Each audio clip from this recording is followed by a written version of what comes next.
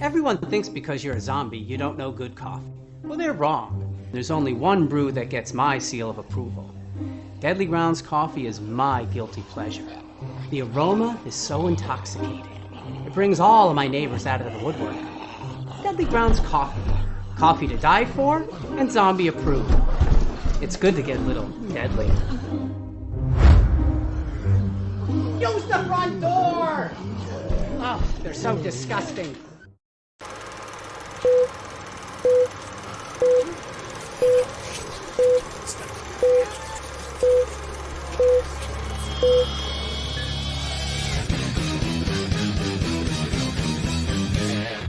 Everybody, it's Tuesday night, time for another live Wicked Horror Show. I'm Kevin, and as always, I'm joined by Tony Has Nine Fingers.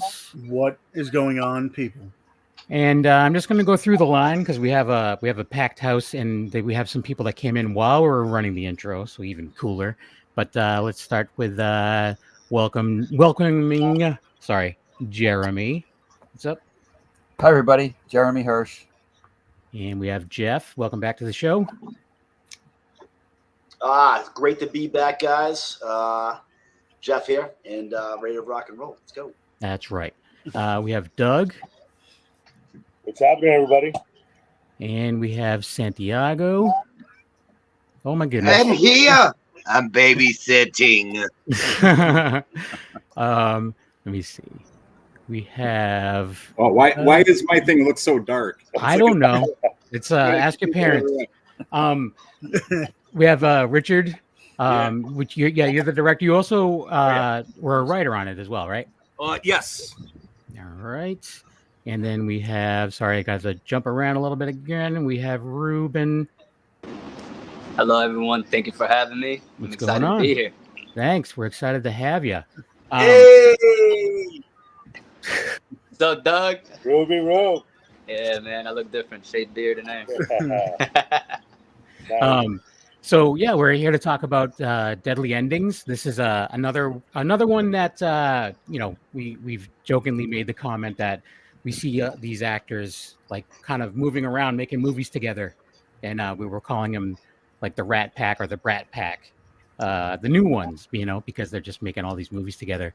But they make really solid movies, so it's another one that we're excited about. Felissa's in this one. I'm drawing complete blanks. Hannah Fearman's in this one. I saw listed L.C. Holt, but I don't think I saw him listed on IMDb. So maybe he was supposed to be in it and he's not in it. I don't know. Do you know anything about that? Scheduling conflict. Oh, really? Okay. Yeah. Unfortunately, it happens. We weren't able to have him aboard this one. Yeah. Next time around. Yeah. Next time around. Right. Exactly. You had Shane Morrow in it. There you go. Yeah. Exactly.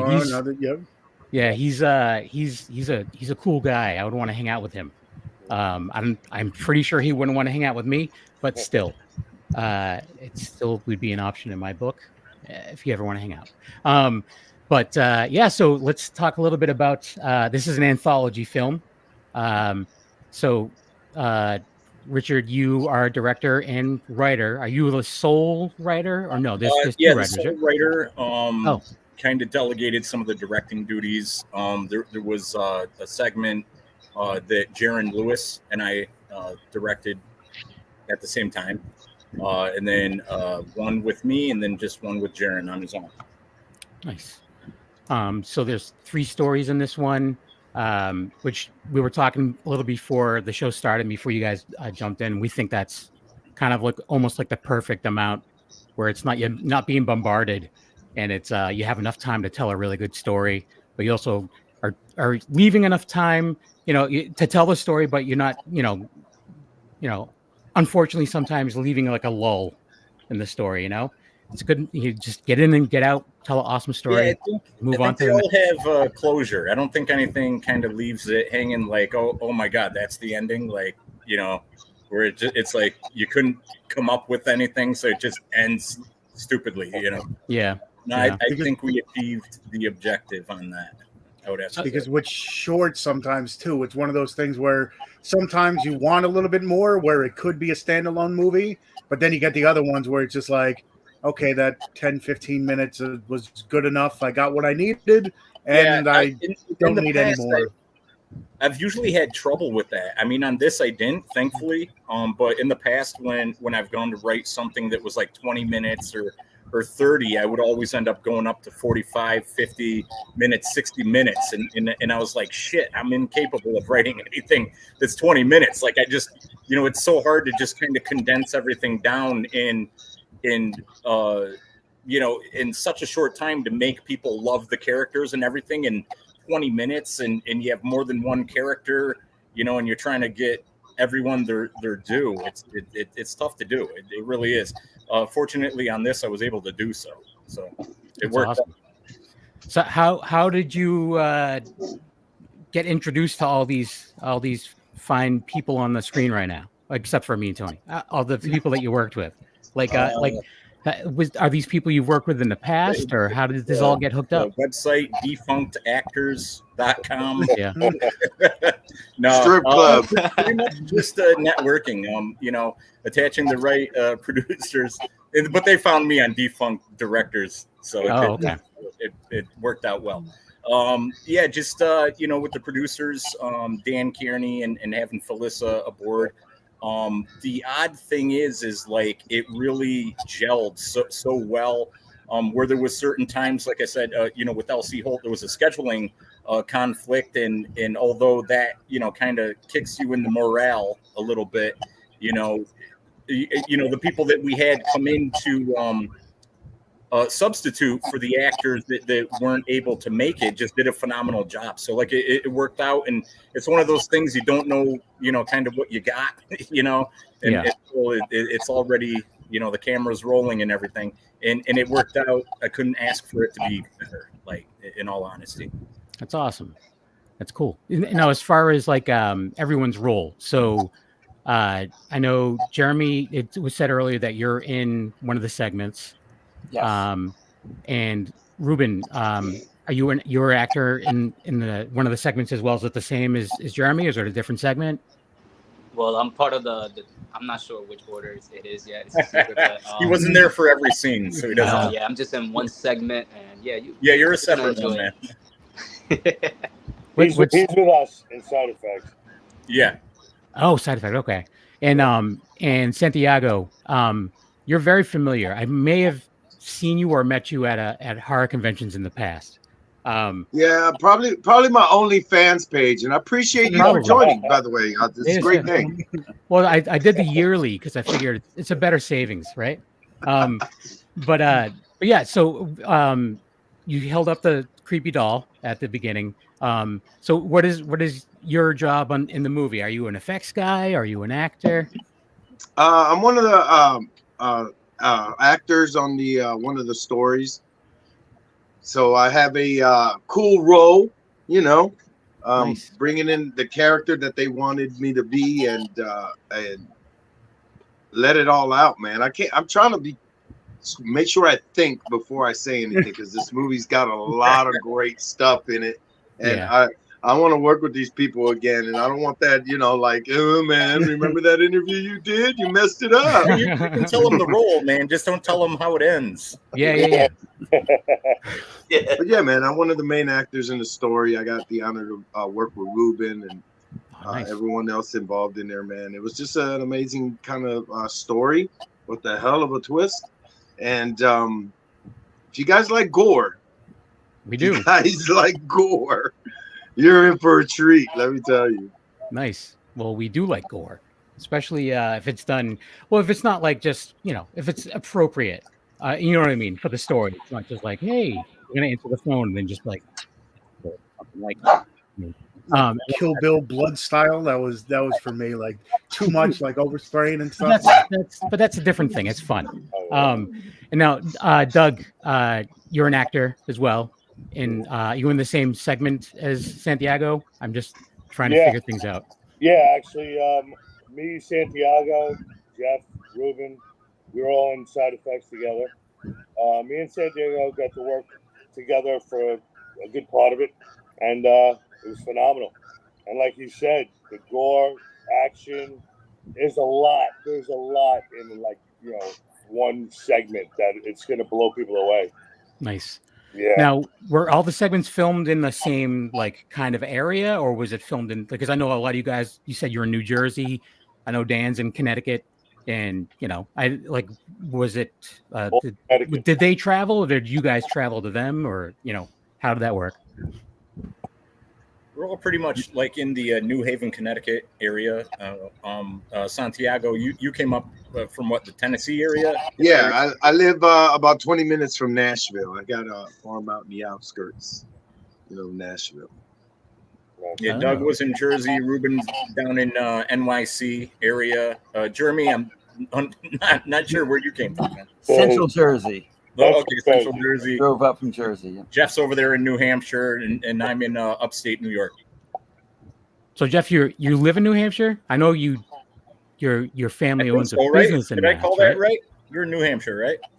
Yeah, you did. So my family is from Lowell, Massachusetts, and then I've been kind of grew up in Pelham, New Hampshire, over the Massachusetts line. But shout out to our producer and actor on one of the segments, Dan Kearney. He was able to pretty much lock down all these locations for us, all in the, like what Rich said, in the New Haven, Wallingford, Connecticut area. So it just made things he took the reins on that. And, without trying to spoil too much, because that's what we really don't want to do, is spoil too much. But what I can say is that our segment for side effects, we shot in Dan's mom's house. That's about as much as I can say. But so that was a real treat. We promised That'll her we wouldn't make trivia on IMDb. Noise. Yeah. You gotta love the indie world, man. You gotta love the indie world. Yeah. You could just film anywhere. We need this. Use this closet. Yeah, exactly. I was actually thinking that because one of the guys who would sometimes come on as a third mic, especially if I told him it's full house tonight. We're good.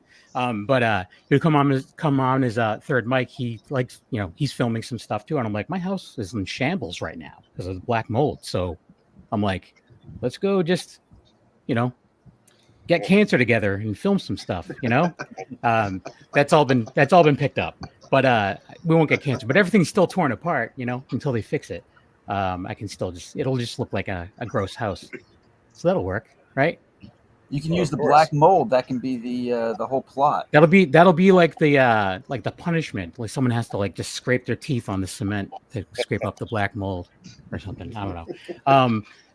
Sergio's in the chat. Just wants to say hi to everyone. What's up, Serge? And then 13th Wolfman. He's in the chat as well. He's just is Thomas. Jeff is a producer on Cheerleader Camp Elimination. Is this in any way connected to Cheer Bloody Murder? Making him think about it. He doesn't like that. So, and then we kick you off. I am. Yeah. So I guess first and foremost, I am a huge of everyone in this indie horror nation. I love supporting. I love donating. Basically, I just love trying to give support. And before I retire from this industry, which hopefully I still got a few more years left in the tank, but I really want to try to work with everybody. So basically Cheerleader Camp is a Julianne Prescott film, and she's super cool. Supported her stuff there and I got some friends that I've worked with that did Cheer Bloody Murder. I think that's coming out pretty soon. But that's just what makes this this independent, horror stuff go. Is just everybody it's all love and just let's all support each other and just make some beautiful things here. Yeah, there really is nothing like it. There really is. Just like everything out there, there's always going to be people that are just being jerks behind everyone's back. But so is life. You get that everywhere you go. But at the same time, too, the amount of people that support each other is immense. Felissa alone. Real quick, I got there's a film friend of mine. She's from Danvers, Mass. originally. She now lives out West Coast in California. She got a little project that she's got going on right now. I donated a little bit to her cost to just show some love and support. And I feel like that's, people remember that, and people just, she sent me a text just saying, thank you. Even if it's just $5, $25, whatever, $100. It's just, it's all love either way. So that's another reason why that we're here tonight with you guys too. Yeah, totally. Yeah, it's even just a word of mouth. If you can't afford something, just the word of mouth is that's something enough. Like, I can't donate to everything. My job, I made a career change in the last 6 months, and it's a huge pay cut. I'm way happier in life, made way less money, but it's like way less that I can actually chip in now to other things. That's why that's I think that's what makes. Yeah. I think that's what makes indie film so much better, because it's like a grassroots project. Nowadays, everybody's like, "Oh, we need something new," because mainstream horror is just like, "Okay, let me make a movie to make a movie and try to make some money off of." With independent movies, there's so many intricate parts that work together that it's like a passion project, which makes you watch something and you're like, okay, this people wanted to make. People weren't told what to make. They made it themselves. They made it the way they wanted to. So that's why you could tell the difference between like an indie film and a mainstream, where it's just like, okay, here's a cookie cutter, and we'll throw it together. You could tell where the passion comes through with indie films. So we can. Yeah. Hopefully more of the masses can eventually tell as well. But speaking of, of that kind of stuff, and about like, hopefully people can tell, like, that the passion and everything where this stuff is coming from. What brought the passion to you guys as far as acting and directing and writing? So where did it all start for you guys? Ruben, let's go with you first. Well, it's pretty funny because I've always wanted to be on TV since I was a little child. I was born in '96. I grew up in the era where like TV was booming and Hollywood was becoming big, right? And I always watched The Sweet Life of Zack and Cody and stuff like that. So I always wanted to be on TV, but I got lost on the way as I got older. Decided to go to college, do different things to improve and impress my parents. It wasn't until I went through a drastic measures, and aside from the joke, I was laughing at it. It's just pretty funny, but I had cancer, and I went through 8 months of chemo, and I didn't think I was going to come out strong, but then I did. So when I definitely did, I told myself, this is like my second chance of life, my rebirth, right? Like if I had something else to do, I could do it now. Like if I was only to live till next year, I'm going to do it now, right? Like I don't have no other option. So I went back to the basics and went back to the root of what I really loved, and that was acting and TV, and, seeing myself that I was very, great with connecting with people, and a lot of the experiences and life experiences I went through, it's just easy for me to tell out and bring that story out. So when I decided to chase this, I decided to go all out, and risk it all. Like if you tell me to fly out to, the other end of the world with a budget of $200, I'll still find a way, to get there and find a way to come back. So yeah, I grew my love towards acting to able to inspire others and, tell a story through art. That's awesome. No, that's huge. And I'm glad you beat it. And then thank you. It's That's my a huge motivator thing. every day. Like, hey, tomorrow I'm gonna as wake it up. should be. Yeah, it should be. Like that's great. That's great. And you look like a fairly young guy. So I'm sure there's lots of other movies and roles in the future for you as well. Thank you. There's still time for you to get out. I don't got the time clock on me. He was born in '96, you said? Yeah. Jesus. Oh, Yeah. I was out of high school for 2 years already. I was already out of the military. Listen, I feel like I'm getting old. I'm already 28, and I'm like, geez. I'm gonna be 49 this year. Oh man, I'm not gonna get younger from this. Nope. But that's just like what, if anybody's listening or whatever, that sometimes that's what you need to even hearing your story. It's like, let's just take that because it's life is precious, and it's like sometimes you need that little boost, and sometimes it's just like so we've said it many a times that we have ideas, we've been watching movies forever, and we just don't take that not the opportunity, but we just don't take that next step. You know, you Absolutely. took it, and it's like, okay, so you know, hard with the system and working and trying to keep everyone. You know, we cared so much about what other people think, so they keep us straight in this society, right? I'm also And- terrified. Yes, Yeah. I'm also Most people are extremely terrified. yeah, yes, because there was one documentary that me and my cousin Leo made for a movie like years ago, and they played it at a convention, and we were there for the screening of it. And as soon as it went up on the screen and I was on screen, I got up and I walked out. And I'm like, nope, I am not going to be in there. There's no way I want to see this. I do not want to see myself. Yeah. It's just I think that happens to inner a lot of us. but it's my inner hatred of myself is what it is.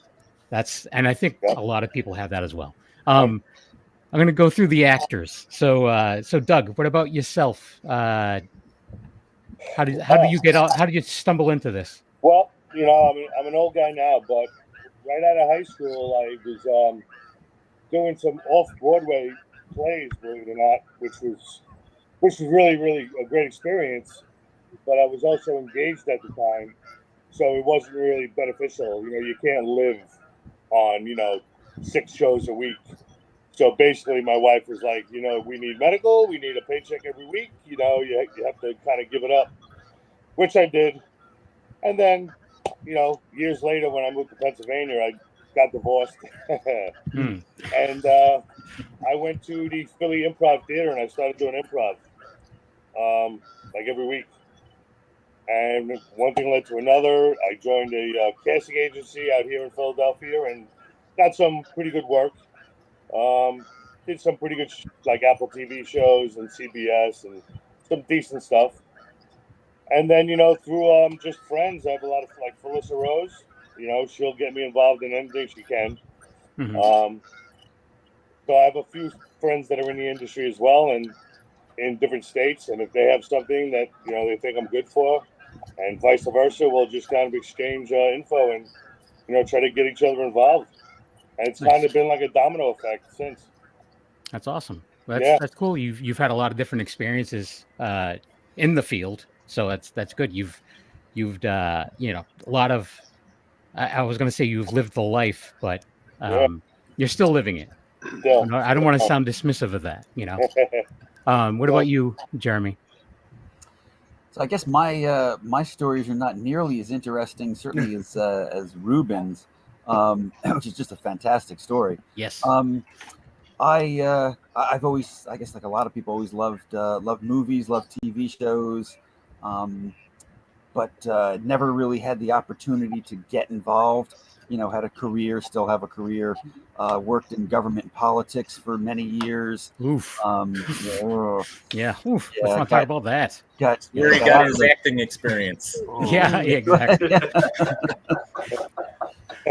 Got out of the politics, still work in government, but no politics, thankfully. And then just got an opportunity a couple of years ago to start getting involved in in the indie world. Really enjoy, as Jeff was saying before, supporting a lot of these filmmakers who are just so talented, and the actors and the crew and everybody are just so great.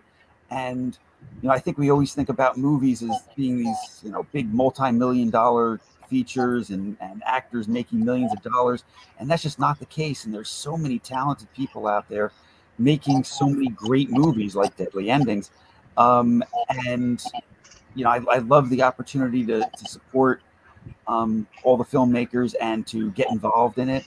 And I've just been blessed, I guess, to have the opportunity to have a couple of good roles and get involved. And it's been a lot of fun. I try and learn something or more than something, a couple of somethings in every film set that I'm on, whether it's acting or what the crew members are doing, and just try and learn as much as I can about filmmaking. Nice. And yourself, Santiago. What's up, everybody? Hiya. Okay. So, man, I'll just cut to the chase on it, man. After I got out of the Army, I was trying to find myself. I've done odd jobs. My first job out of the Army was making guitars for Gibson. Oh, nice. And then I ended up making guitars for all the big celebrity singers and all that.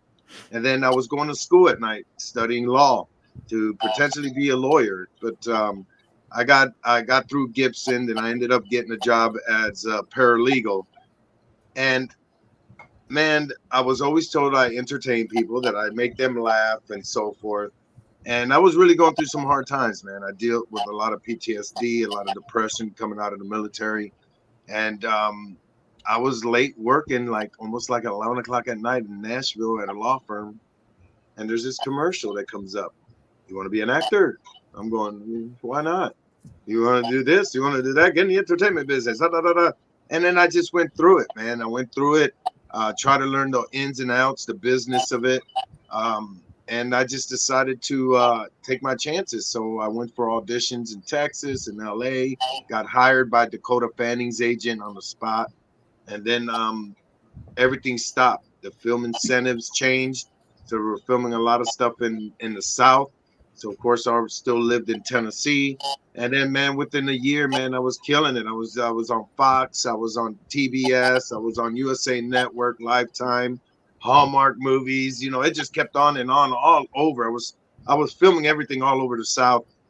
And I was doing a miniseries for Fox.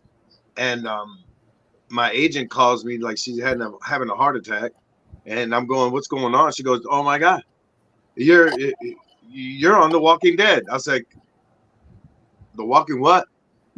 She goes, you don't know what The Walking Dead is? And she explained everything. Well, within a few weeks, I was on set, hanging around with the TWD family, you know, and of course, that introduced me more into the horror and thriller realm. And I started making movies after movies after movies of horror stuff and the con circuit, networking, and, you know, being involved in and passing the word through entertainment, which I do, is I talk a lot about mental health awareness. I talk about anti-bullying, suicide awareness, addiction, homelessness, through the word that saved my life. And it was a hayah. And I travel and I put it in movies as much as I can, which it will be in Deadly Endings. Nice. And I let people know through entertainment that your life is worth living. You could do what you want to be you, never give up, follow your dreams, and understand that there's a lot of great human beings in this world, and we don't need the negativity to freaking cloud it, because you're going to love humans more if you just go and hang around with your network, your peoples, the people that it's all different. There's people that accept you, and there's people that support you. Acceptance, it's just, I guess we do whatever. Supporting is people that work with you, understand you, support you, as in marketing you out and adding more to the family, that make you feel comfortable, make you understand the world of filming and entertainment, and possess enough knowledge within everybody networking that you could create bigger things. You could create more movies, shows, and do whatever you want to do in life. So I passed that on a lot to where I've been doing it for 15 years, and I got good friends. You know, Felissa Rose is one of my sisters, and she, you know, out of the blue, she hired me and pretty much asked me if I want to be in this movie, and then contacted the crew and everybody, and they agreed. You know, after a little interview, like, hello, my name is Santiago. Oh my God, you're hired. Get that son of a bitch a plane ticket. And here I am, man, and I support 100% what we do. You know, this Indiegogo to finish it up. You guys are not going to be disappointed. It's like the Twilight Zone meets a creep show. Yeah, but you guys got to watch it, man. You got to understand this is the real deal. Nice. Well, I can't wait to. And that was a great story as well, by the way. That was powerful. I can feel where you're coming from on that. For sure. With my career change in the last 6 months, I've reassessed a lot myself. So it's we'll talk about it afterwards. But anyway, and we've talked to Jeff before, but just a reminder of how you got into all this, and then we'll talk to Richard about what possessed you to get into directing movies. But Jeff, I'm still thinking of my answer, so take your time. Okay. Yeah, man. I mean, like, So I was. This was something that I just always wanted to do when I was like a little kid. I was doing talent shows in school. Never shy. Always loved performing in front of crowds.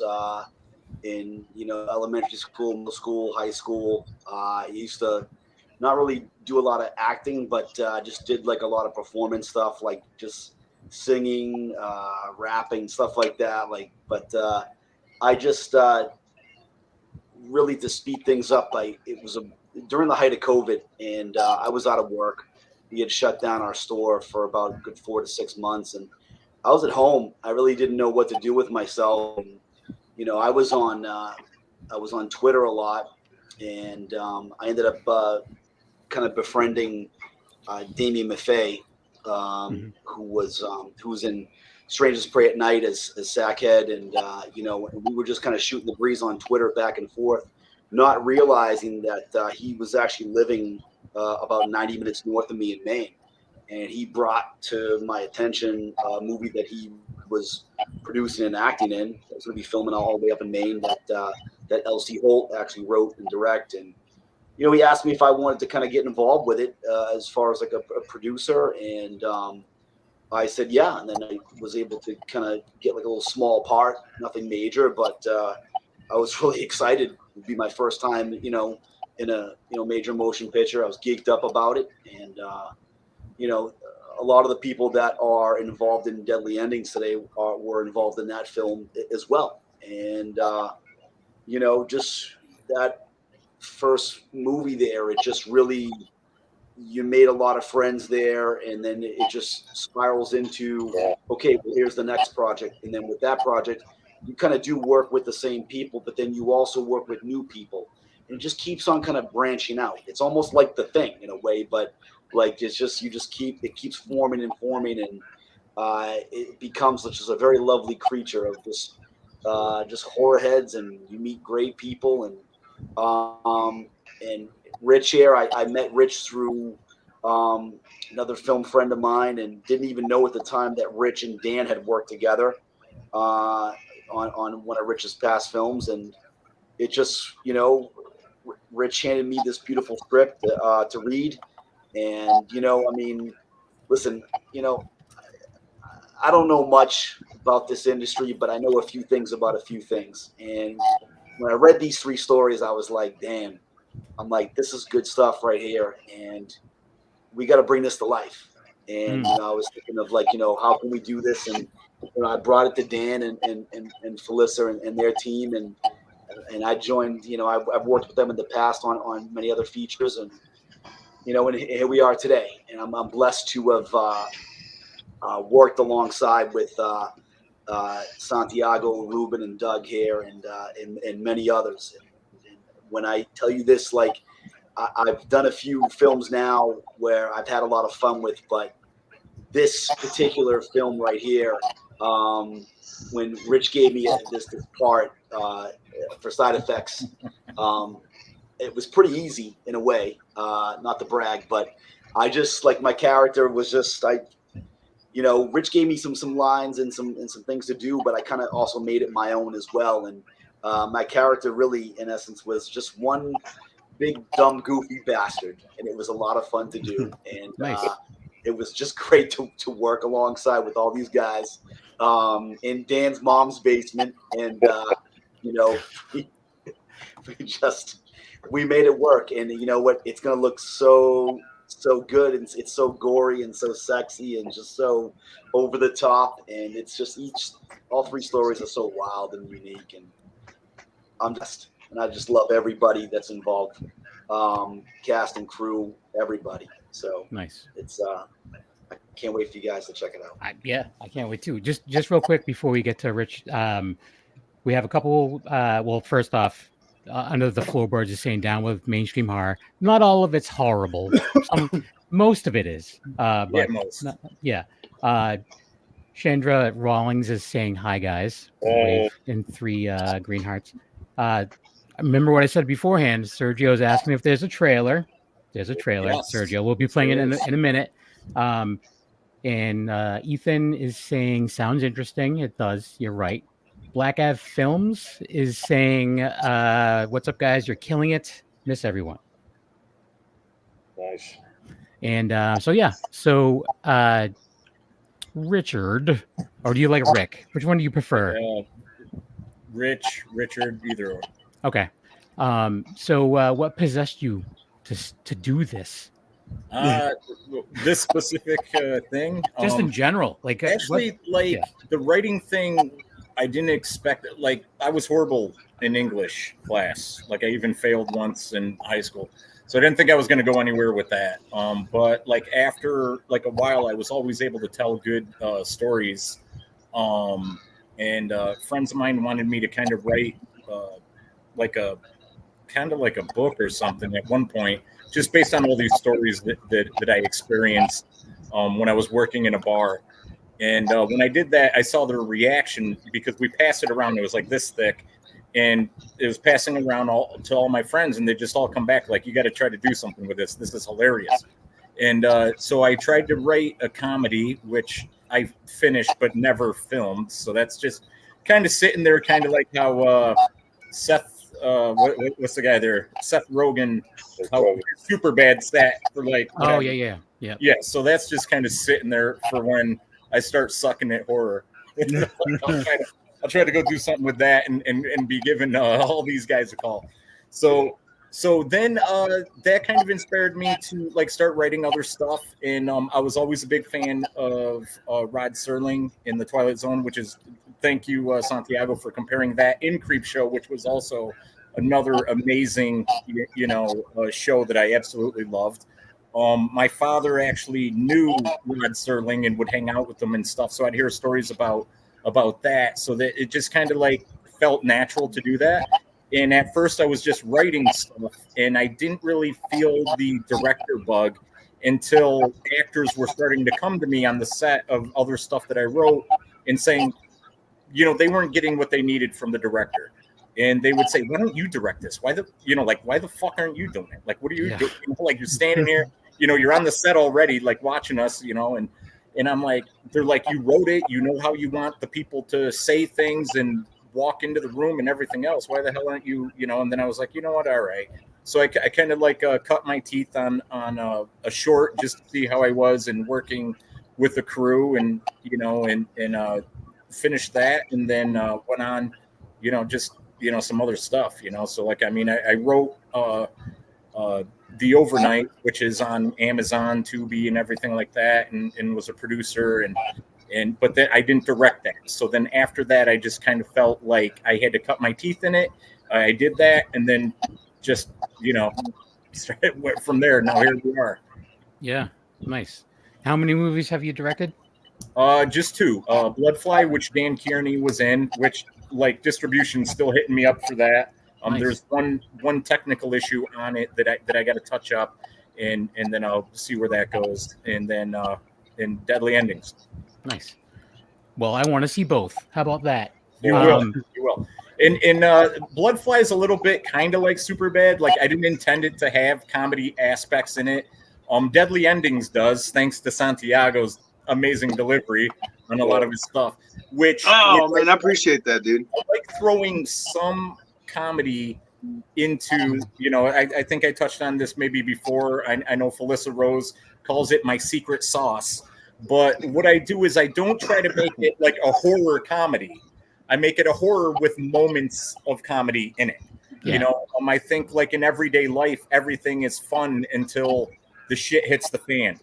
Like until you can't pay a bill or somebody dies or whatever. You're always kind of like having fun usually, unless you're clinically. You're trying to, anyways. You're trying to. Yeah, and I think even in those moments, just to try to like take your mind off of like the shitty situation, you try to find that silver lining. You try to find like what's kind of like normal about this, or what's funny about this, so that you don't go like lose your fucking mind, So right. I always try to do that, and also I'll use it to kind of trick the audience. I'm giving away my secret sauce again. So I try to trick the audience into loving the character when they absolutely should want the guy dead or the woman dead.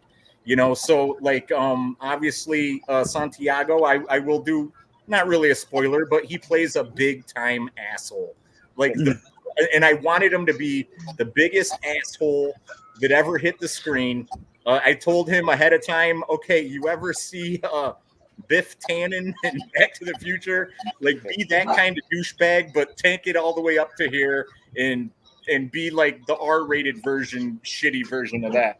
So, and he did. He did not, pull any punches in doing so. But I couldn't just leave it at that. I had to put little moments and good lines for him to say so that people would be like, I don't want this guy dead yet. Hold on, let's see what else.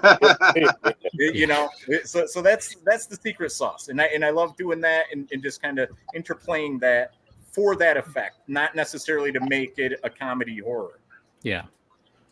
Which, I mean, I wouldn't mind either way. We mentioned many a times, I like when you could take the combination of two different genres and kind of put it together. But, if it's sprinkled in there, just as good. Yeah, but if it was like a horror I wouldn't have minded. I mean, some people like Wolfie, but no, I mean, but in all reality, like if I was in a crappy situation, I would have to try to be humorous at least a little bit to not want to blow my brains out. The last 3 funerals that we went to, and they're like, dude, what the fuck? Yeah. Like, I'm like, that's how you cope. That's how you think Grandma would mind? I'm not making fun of her. I'm saying, right. Look at Uncle fucking what's his that? So I don't know. It's just me. So it sneaks out no matter what I do. Somehow, some way.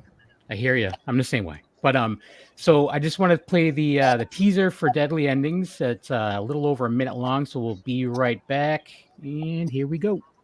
Yeah.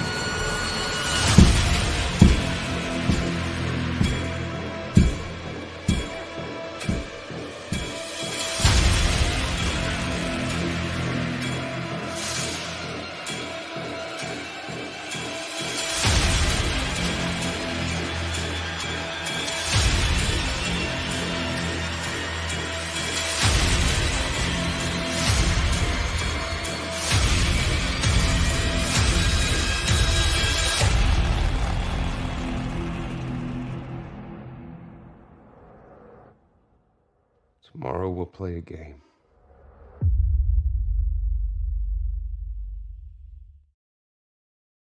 Yeah. There you go. So good. So you mentioned like the Indiegogo and stuff. So we're looking for funding to finish up production, like the post-production stuff. Yeah. Jeff, I thought you were going to jump in on that. I was waiting for that. I was waiting for him too. Just like my tag team partner. Like every time I don't want to talk. If I waited out 3 seconds, I gotta admit. Right now.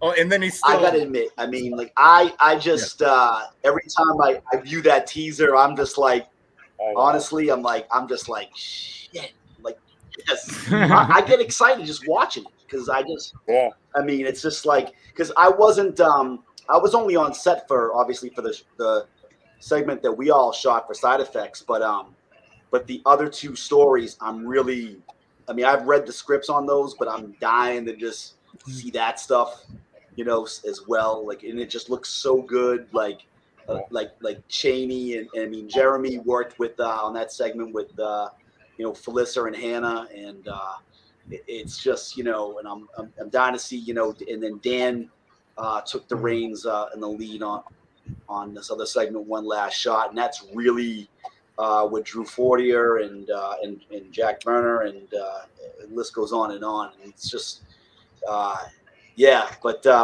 right now we need we opened up a campaign to get some basically it is what it is, finishing funds. We're trying to just help with the sound, the editing, the music, the color. And the effects, all that stuff. Mostly practical, effects. I mean, there is some stuff. I mean, that we have to throw in there. for the special. Was that gun flash in the window? Yeah, stuff. Yeah, Stuff like that. Stuff like that. Yeah. But it's like I was just like, they're not gonna really shoot a gun in Dan's mother's house. Wanted to. Yeah, I know. I mean, who doesn't? I mean, I've never met him. I've never met like his mom or anything, but I want to shoot a gun at her house. She probably wanted to shoot a gun at us. But yeah. The time not me. She likes me. Yeah, of course. Without see, Dan's not here, so we can really pick on him right now. So, as we were shooting in his mom's basement, there was some sort of like. No, I think I know where you're going with that, man. Yeah, there was some sort of like chest. Pictures of him as a child. Yeah, he had some pretty fly ass paintings on the wall that he drew in the 5th grade. His artwork. And then he caught a few fish. They're up on the wall. And cool. listen, I don't want to spoil. Those were really fish that he caught? Oh yeah. I don't want to spoil the movie. We thought it was one of them singing fishes. I was singing fish too. I was just gonna say that.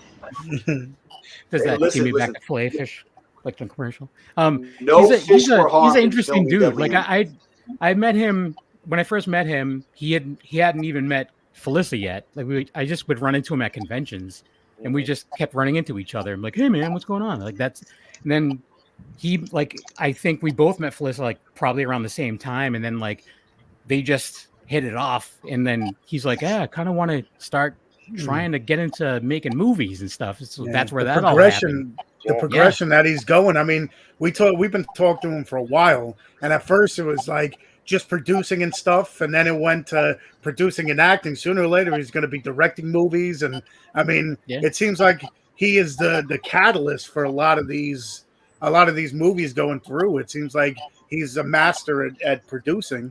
Because he's also he's a businessman. A lot of strings and pulled a lot of things together on this one. That's for sure. Yeah, he does a lot. I mean, he's a businessman at work, like during the day. I don't know how he has his job, like works as much as he does and does this. Because like I can barely watch a movie after I get done with work. Like I don't understand. Like I don't know. I guess he's way younger than me. I guess. But did you guys know that he was a Michael Jackson impersonator at one point? Oh, just want to bring that up. Just want to bring that up. I can't unsee it now. I can't. We gotta get video. I can like when he told me that, I was just like, I can see it, and I'm sure he was amazing. Like honestly. Oh man. But I don't know. I just think like it kind of like when he first told me, I was like, what? I'm like, oh yeah, I can see that now. Like I don't know. He's a talented dude in a lot of different ways. Can't unsee it. That's the unfortunate thing. No, we kept trying to make him do like the moonwalk and all the moves on he didn't set. want to show anyone up. He did a little bit. Like he would like the weird thing is like if you would just observe him from across the room, he'd be standing like Michael Jackson for like oh really? Shit. He's like, hey, where's that thing? Like he's just like some weird starts going like thing, and you're like tilts the hat. Around. Can he lean all the way forward? I think he started the moonwalk for like 2 seconds, but he started it. Yeah, tried to get him to do a lot of stuff. Well, I don't know. Maybe he thought he was being made fun of, but I would be super impressed because that's impressive. Guys, I was a big Michael Jackson kid growing up. I mean, it was the 80s. Oh yeah. I was 5, so. What else are you gonna do, right? We'll send Dan over for your birthday this year. Fair enough. I can't afford it, so you guys have to all chip in for my birthday. Also, shout out to Jaren. We'll add it to the finishing funds campaign. Yeah. I think I got a friend of mine that does Michael Jackson, a female. She's in her mid-60s. Wow. She transforms to Michael Jackson, and it is unbelievable. But you need to check it out, man. She supports a lot. She's the one that makes these dolls. She buys dolls and plush dolls and transforms them to this. That's creepy. Nancy Ansley is her name, but what is it? She does that for support Fancy to help kids Ansley? out. Ansley, yeah, Nancy Ansley. Rejects by Nancy. Rejects by Nancy. She does good stuff, man. I might need to get one of those dolls. I agree with under the floorboards. Dan is the GOAT. He's the man. It's always a good day when I get to see Dan at a convention or something. Yeah, he's a good dude. I'm glad I got to meet him all those years ago. I just wish that I had progressed as much as he has. Convince Dan to do a slasher film where he's Michael Jackson killer. Hey, we got Michael Jackson wrestlers now, so instead of Thriller. I don't know. That would be like a blood smear of Moonwalk going out the door. It would have to be. It would have to be a comedy. Yeah. Oh my god! Call it the hee. Yeah, right. Instead of like the it's instead of Jason, it's Michael Jackson or something. Oh my god! Meanwhile, Deadly Endings movie. Yeah, we'll put him in that. That's when I don't want it to go into the sequel. Yeah. We could kill it off. Black Eyed Film is saying Robert Bravo killed the special effects. Yep. 100%. Man, that dude is so badass, man. Yeah. We need to give a special shout out to Bravo, man. I mean, he that's like the unsung hero of Deadly Endings, man. I mean, it's just like when these three stories were so heavy on practical effects and gore, and honestly, this dude fucking delivered like no other. I mean, we all saw it with our own eyes, and we all experienced it, So it's he hit the mark first time on men. I don't recall doing a reshoot on any of his effects. I mean, they were like perfect the first time. Thank God, saved us so much time and so much cleaning. We'd still be there filming this shit if he didn't get it right the first time, and he did. It was amazing. It was amazing. When the FX guy is bloodier than the actors, he's doing something. Oh yeah, he came up bloody. Was he a Connecticut guy, or was he like someone that you guys LA? found? LA, yeah. He's LA. Yeah. Nice. Well, here's a little tidbit: is after filming one of the nights, it was on Side Effects where he got his bloodiest, and he went in. Some of you guys may know this. He went into the liquor store and forgot he had blood all over his face and everything. The guy is like, "Did you kill somebody?" Yes, I mean, film. nobody knew it. he was. You go into a random liquor store, they don't know you're filming a movie in time. Yeah, he's like kind of. I was like, "Damn, dude, you're lucky the guy didn't." But the guy, those guys, they just want to sell liquor. They don't care if you really killed someone. Right. They're just like, as long as you got the money for the booze. Like, did you kill someone? He's like, yeah, on film. And he's like, yeah, me too. All right, that'll be $13 or whatever. Yeah, exactly. That's whatever it costs. Yeah, that's crazy. I did like a little guest thing on something where I was a zombie, but it was all like airbrush, and then I had to it was in upstate New York, and I had to drive home afterwards, and so I had to try to get as much off of it as possible. And it didn't happen, but I had to drive it was like 4 or 5 hours, and I couldn't feel my legs from above my knee down. I was driving all that way, and like I was dealing with a neurological disorder at the time, still am, but I was like, please don't get pulled over. I'm gonna have to explain this. But it was fine. But I was like cleaning like black airbrush stuff out of my ear for like a good week. It was still awesome though. Still a really good time. I got killed under a bridge. You know how it is. But I just want to say about Bravo. Not only did he make me completely unrecognizable, to the point where at one point I went into the bathroom and I'm washing my hands and I look up in the mirror and kind of scared myself for a second. But I have awesome, and I'm not giving anything away here, but I have awesome contact lenses in the movie, and I've never worn contact lenses before. And he not only put the contact lenses in my eyes, but he had to take them out. Oof. And to have somebody else sticking their finger in your eye, he was so good with that, and he was a real pro with that, and it was awesome. And he was like, "I'm going to scratch your cornea." I'm like, don't worry about it. I'll be fine. But he did it perfectly, but he went above and beyond with that. So he was just absolutely fantastic. That's cool. So was that you in between Hannah and Felissa? Really? Yeah, I didn't. Yep. Yeah. When you said unrecognizable, I'm like, I wonder if that was him. He had perhaps the best look out of anybody on on set, to be honest. Like, because it was such a metamorphosis. It was just such a transition, man. Like, I mean, if you didn't see Jeremy right now and he just walked in like that, you'd never put the two together. Well, so when I think I was in the early stages of my makeup and getting all that stuff done, and also I've had this for 20-something years, and I shaved it.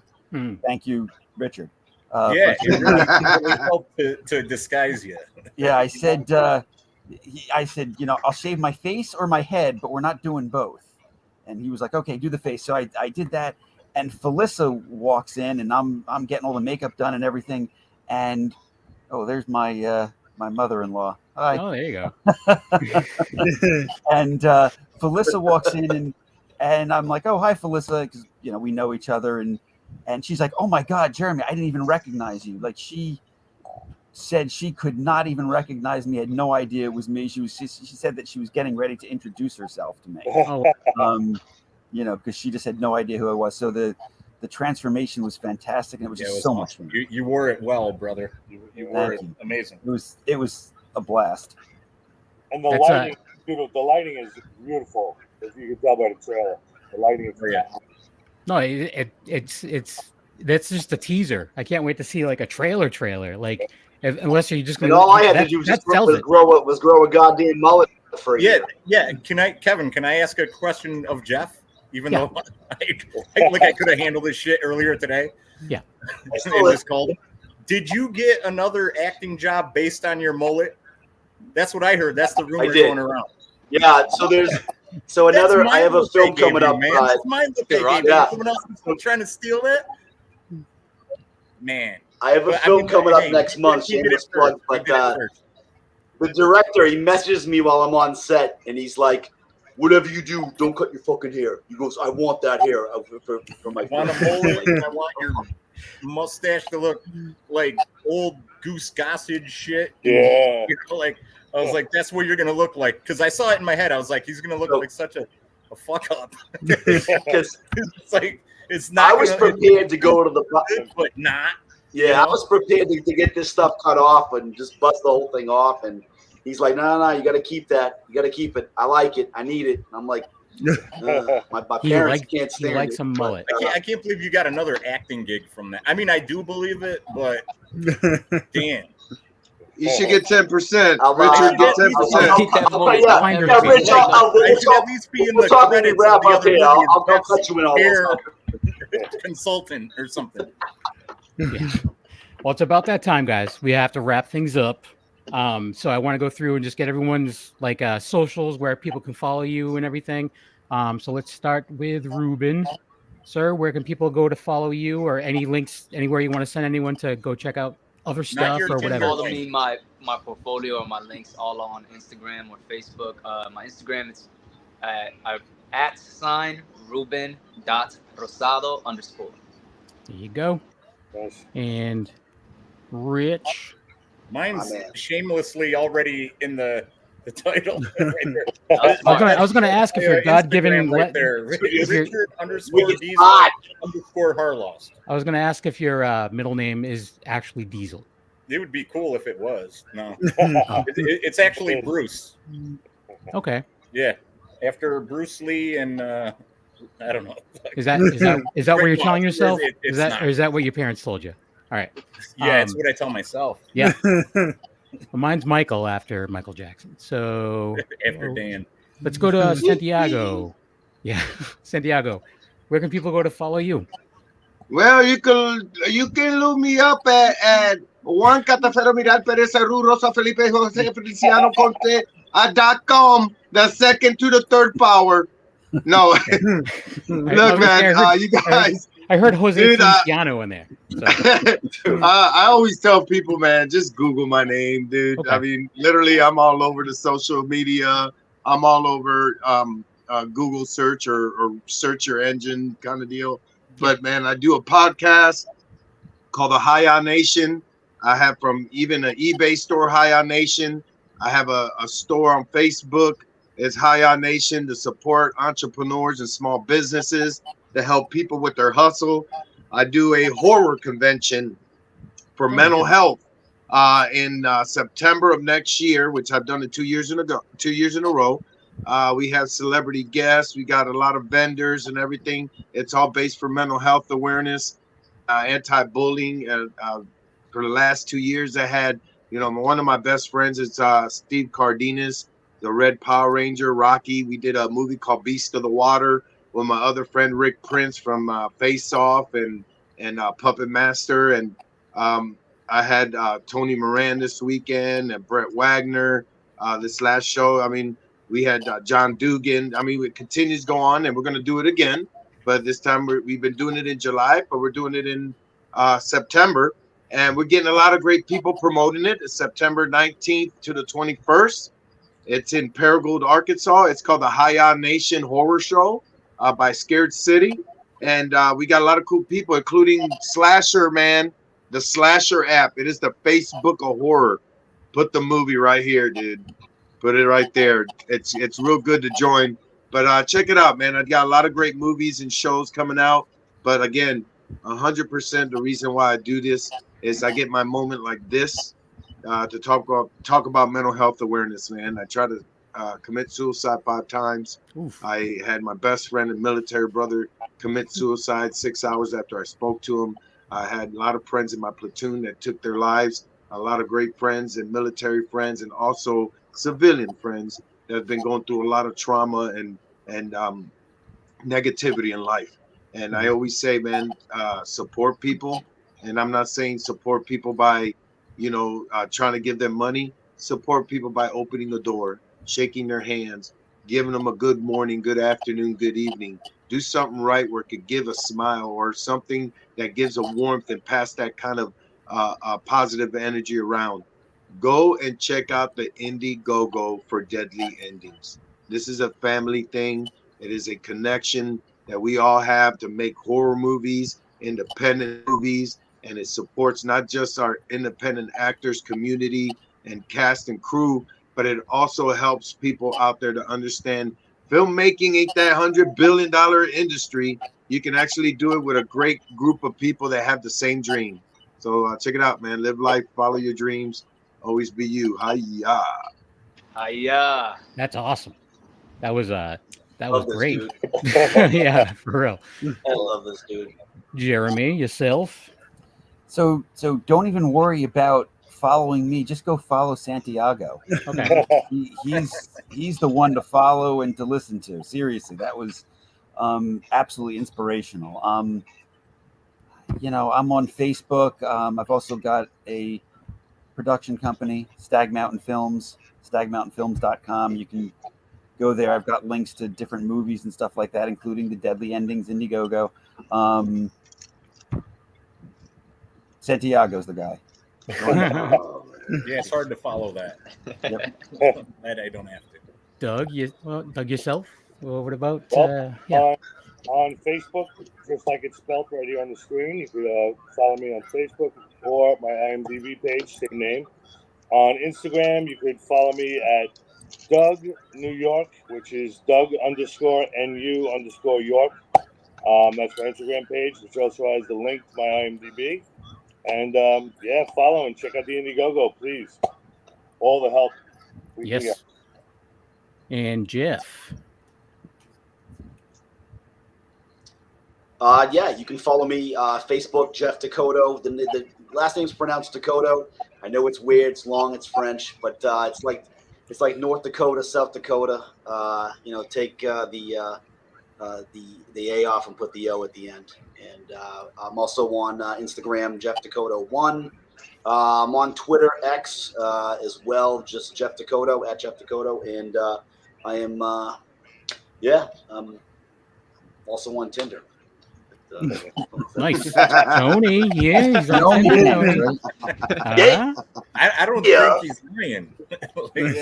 Tony, yourself? You can find me at Tony Has 9 Fingers on YouTube, where I do movie reviews, unboxings, anything movie related. You'll find me there. Tony Has 9 Fingers on X, which I never use. Tony Has 9 Fingers on TikTok, which is my quickest growing social media. I'm on there the most, where I talk movies, promote movies and stuff like that. You can find me on Tony's Movies on Instagram, where I show off the movies behind me. And of course, here on the Wicked Horror Show, most Tuesdays, whether we have awesome guests or it's just horror movie talk. So check us out. And like I always say, check us out live so you can, interact with the guests, with us, ask questions, watch the awesome trailers that we have instead of just listening to them. But yeah, check us out. Kevin.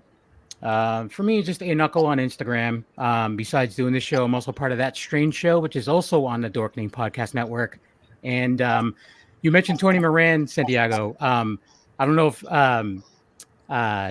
Nancy Ann Ritter was at the show as well. Yeah, but yes. So I do a podcast with her when she has time to do it, called The Re-Education of Nancy Ann Ritter, because she doesn't really know anything about horror. So me and my friend Jeremy introduce, we make her watch iconic horror that she'd never seen The Shining before. Yep. Yes. She told me some stuff that she never seen. She goes, I just do what I did. I'm like, what? I know. So she legit, the only movie that she didn't feel great about was Evil Dead 2. That was the only one she's like, that's a bit too much. But then we made her Dead Alive, and she thought it was brilliant. Yeah. I'm like, how is Evil Dead 2 too much, but Dead Alive is not? That's hilarious. But anyways, she's great. I just haven't talked to her in a while because of stuff. But yeah. So that's pretty much it. Thank you everyone for watching and listening a week later. Like Tony said, watch the show live because you can watch the trailer, you can see the guests, you can get in the chat room and everything. But yeah, thanks again for joining us, and have a good night, and we'll see you all next time.